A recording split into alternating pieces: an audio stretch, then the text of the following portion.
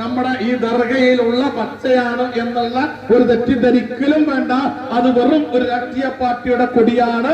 ആ കൊടി എന്തിനു വേണ്ടിയിട്ടാണ് ഈ മതത്തെ ഉപയോഗപ്പെടുത്തിയത് എന്ന് നമ്മൾ ഓരോരുത്തരും തിരിച്ചറിയണം. സോഷ്യൽ മീഡിയയിലൊക്കെ കാണുന്ന ചില വാചകങ്ങളൊക്കെ ഉണ്ടാവും.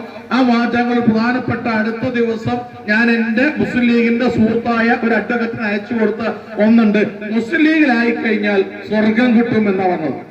സ്വർഗത്തിനെ പറ്റിയുള്ള സങ്കല്പം ഞങ്ങളൊക്കെ മദ്രസ പഠിച്ചിട്ടുള്ളത്, ഞാനൊക്കെ മദ്രസ പഠിച്ചിട്ടുള്ളത് ഒരിക്കലും എന്ത് പറഞ്ഞിട്ടില്ല, ഒരിക്കലും മുസ്ലിം ലീഗിൽ മെമ്പർഷിപ്പ് എടുക്കണം, മുസ്ലിം ലീഗിന് വോട്ട് ചെയ്യണമെന്ന് ഞാൻ പഠിച്ച മദ്രസയിലോ ഞാൻ ഓതിയ പിന്നെ നമ്മുടെ അത്താണിക്കൽ പള്ളിയിലോ നിന്നോ ഞാൻ പഠിച്ചിട്ടില്ല.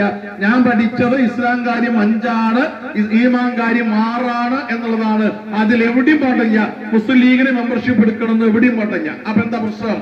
മുസ്ലിം ലീഗ് ഈ മതം എന്ന് പറയുന്ന ഒരു മനുഷ്യന്റെ അവന്റെ എല്ലാ ആശ്രയവും എന്നുള്ള അവസാനത്തെ ആശ്രയം എന്ന രൂപത്തിലേക്ക് അവന്റെ മനസ്സിന് ഒരു വ്യാകുലത വരുമ്പോ എത്തിപ്പെടാനും അവൻക്ക് ആശ്വാസം കണ്ടെത്താനുമുള്ള ഒരു ഇടമായിക്കൊണ്ട് ഉപയോഗപ്പെടുത്തുന്ന, ഇടമായി കണ്ടുകൊള്ളുന്ന ഈ മതത്തെ അധികാരത്തിന് വേണ്ടിയിട്ട് എങ്ങനെ ഉപയോഗിക്കണം എന്നുള്ളതിന്റെ ഒരുപാട് ഉദാഹരണങ്ങൾ നമ്മുടെ മുമ്പിലുണ്ട്. അതാണ് ഞാൻ നേരത്തെ പറഞ്ഞ ഒരു മുസ്ലിയാരെ ഉപയോഗപ്പെടുത്തിക്കൊണ്ട് സ്വർഗത്തിന്റെ കഥകൾ ഉണ്ടാക്കിക്കൊണ്ട് പറഞ്ഞിട്ടുള്ളത്.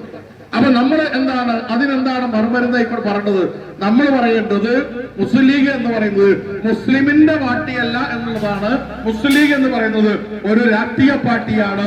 ആ രാഷ്ട്രീയ പാർട്ടി അധികാരത്തിൽ വന്നാൽ ചെയ്യേണ്ടത് സ്വർഗത്തിന്റെ വർത്താനല്ല. സ്വർഗത്തിന്റെ വർത്താനം പറയാൻ മുസ്ലിംമാരുണ്ട്, മതമുണ്ട്, അത് വേറെ ഒരു ശാഖയായിക്കൊണ്ട് മാറും. രാഷ്ട്രീയം എന്ന് പറയുന്നത് രാഷ്ട്രത്തെ സംബന്ധിച്ചുള്ളതാണ്, രാഷ്ട്രത്തെ ജനങ്ങളെ സംബന്ധിച്ചുള്ളതാണ്.